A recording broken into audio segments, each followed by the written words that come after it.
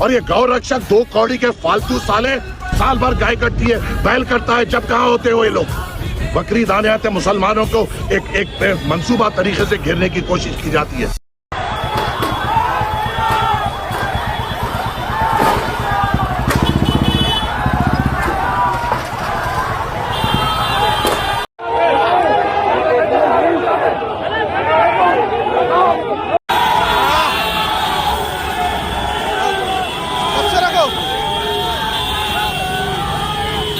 हैदराबाद की वो रात जब सड़कें जंग के मैदान जैसी दिख रही थी।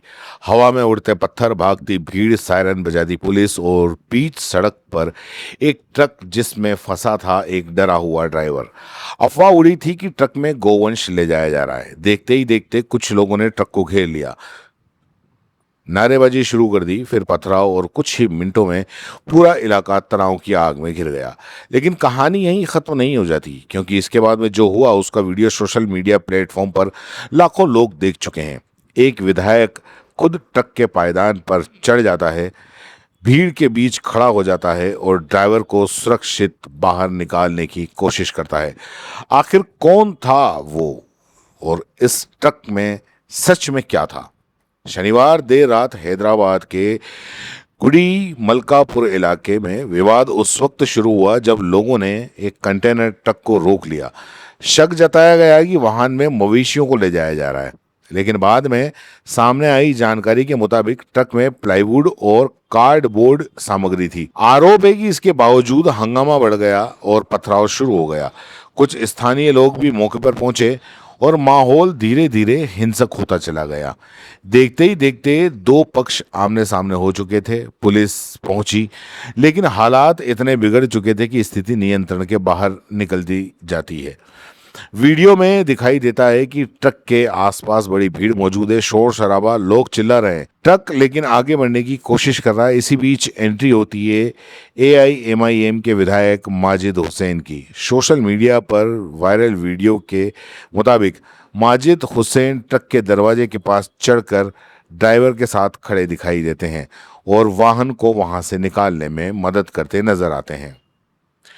उनके समर्थक दावा करते हैं कि उनके ड्राइवर को सुरक्षित बाहर निकालने में अहम भूमिका निभाई माजिद हुसैन ने, और यही वीडियो अब इंटरनेट पर तेजी से वायरल हो रहा है।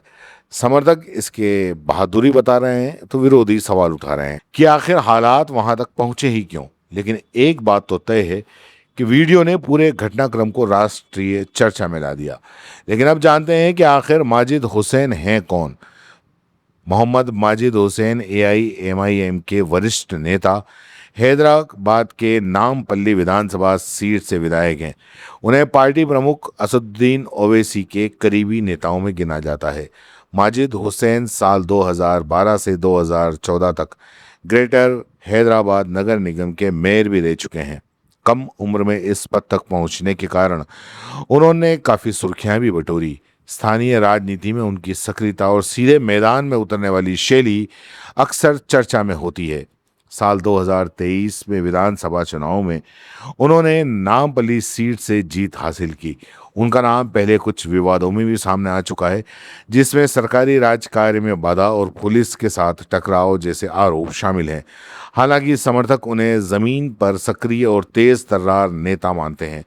इतना ही नहीं, सऊदी अरब में साल 2025 के अंत में हुए बस हादसे के बाद उन्होंने पीड़ित परिवारों के लिए आवाज़ उठाकर खूब सुर्खियां बटोरी। वे खुद सऊदी अरबियों में पहुंचकर एक पीड़ित परिवार से मुलाकात करते नजर आए। और इस घटना के बाद विधायक माजिद हुसैन ने पुलिस पर गंभीर सवाल उठाए। उनका कहना था कि जब ये स्पष्ट हो चुका है कि ट्रक में प्लाईवुड है, तब इस समय रहते स्थिति क्यों नहीं संभाली गई। उन्होंने आरोप लगाया कि पुलिस हालात नियंत्रण करने में विफल रही, और दूसरी तरफ कुछ संगठनों ने कहा कि कानून व्यवस्था बनाए रखना प्रशासन की जिम्मेदारी है और ऐसे मामलों में जांच होनी चाहिए। अब सुनिए माजिद हुसैन को कि उन्होंने क्या कहा। तरीके से शहर के हालात को खराब करने की ये गौरक्षकों की कोशिश आज सामने आई। ताज्जुब की बात यह है कि गौरक्षक इतने हद तक गिर चुके हैं और ये शहर के अमन को खराब करने का एक मंसूबा इन लोगों के दिल में है।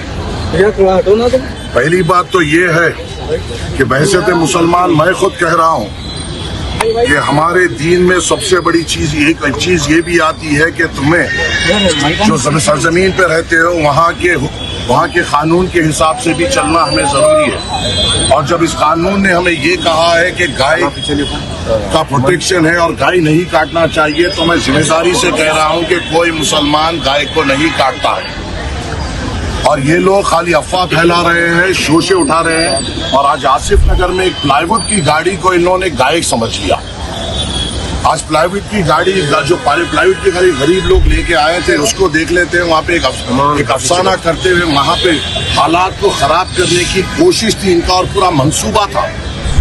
ये लोग गाय या बैल से मोहब्बत नहीं करते, इनका सिर्फ मकसद ये है कि यहाँ पर फिरका परस्त फसादात हो और उसके लिए ये हर हद तक गिर रहे हैं। और अभी मैंने तफसीर इकबाल साहब, additional commissioner law and order और डीसीपी ये मुकामी चंद्रमोहन और डीसीपी टास्क फोर्स साहब यहाँ पे मौजूद थे। मैंने सीधी तौर पे कहा है कि ये चीज़ पूरी तौर पे कंट्रोल हो सकती थी, क्योंकि जब पुलिस वहाँ पर पहुंची और पुलिस को ये बताया गया कि इसमें गाय या बैल नहीं है, प्लाईवुड है, जो सर्कल इंस्पेक्टर वहाँ पे पहुंचे उनकी जिम्मेदारी थी कि फौरी तौर पर उसको चेक करे, ना कि घबराए। वहाँ पे सर्कल इंस्पेक्टर फौरी तौर पर घबरा गया और वो घबराने से पूरा हालात वहाँ इस माहौल तक पहुंचे। और यहाँ पर तफसीर इकबाल साहब ने मुझे मुतमईनी दी है कि हम सख्त से सख्त कार्रवाई करेंगे। जो भी लोग इसमें मुलव्विस हैं उनको आइडेंटिफाई किया जाएगा और उनके ऊपर सख्त से सख्त कार्रवाई की जाएगी। और यहाँ पर यह भी कहा गया है कि जो इनिशियल इंफॉर्मेशन जो बड़े पुलिस के महकमों को भी मिली थी वो भी गलत दी गई थी, तो गलत इंफॉर्मेशन जो आले अहदेदारों को दी गई और किसने दी उसके ऊपर भी एक्शन लेना चाहिए। अगर ऐसे अफवाहों पे शहर के हालात खराब हो जाएंगे तो कैसा होगा। और ये बात है कि पुलिस महकमे ने enough police force her police station और हर जोन को दी है। इतना इनफ पुलिस फोर्स होने के बावजूद भी अगर ऐसे हालात होते हैं तो सोचने की बात है। सदर मजलिस ने खास अभी बात की है। सदर मजलिस ने सीधी तौर पर मुझे कहा है कि सीधी तौर पर कह दो कि जो इसमें मुलव्विस है उनके ऊपर सख्त से सख्त दफादार देते हैं, उनको सजा देना जरूरी है। और यहाँ पर बैलेंसिंग एक्ट नहीं हो सकता, उनको भी और इनको भी। यहाँ पे कोई ऐसा लोग नहीं थे जो कोई बंडमबाजी करे या ये करे। वो शुरू से पुलिस को ये करे थे कि इसमें प्लाईवुड है, तो यहाँ पे कोई बैलेंसिंग एक्ट नहीं हो सकता कि उन पे 4 केस बुक करे जाएंगे, हम पे 4 के। ऐसा होगा तो हमारा पुलिस पे से पूरा भरोसा उठ जाएगा।